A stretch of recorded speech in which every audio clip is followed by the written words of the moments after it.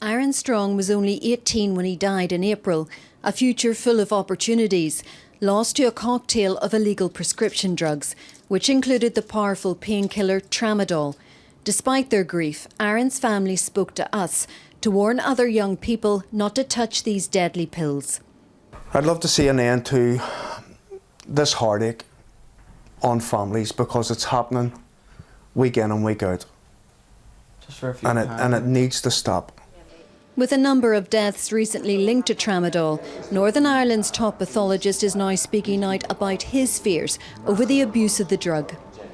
Part of the difficulty is that these people progressively lapse into coma, and often those around the individuals don't realise that there's anything wrong. They just assume that the person has fallen asleep. But in fact, that sleep is coma, and that coma is potentially life-threatening.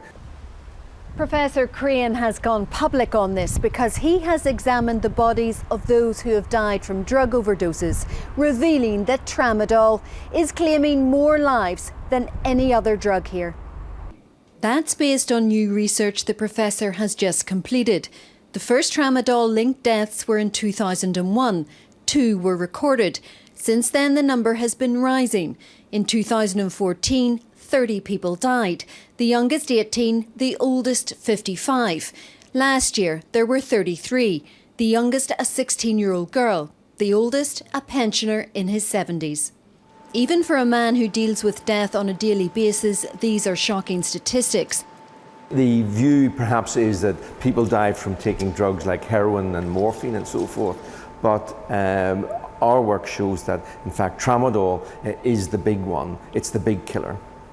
Tramadol is an opiate-based drug used to treat moderate or severe pain, and because it's so strong, you can only get it on prescription.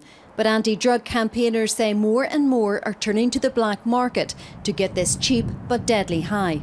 People taking them by the handful, and not just once a day, 2, 3, 4 times a day, they're eating them by the handful. And it's scary living in this community, and you see people who are walking about like zombies. Because of the rising number of deaths, tramadol was reclassified in 2014.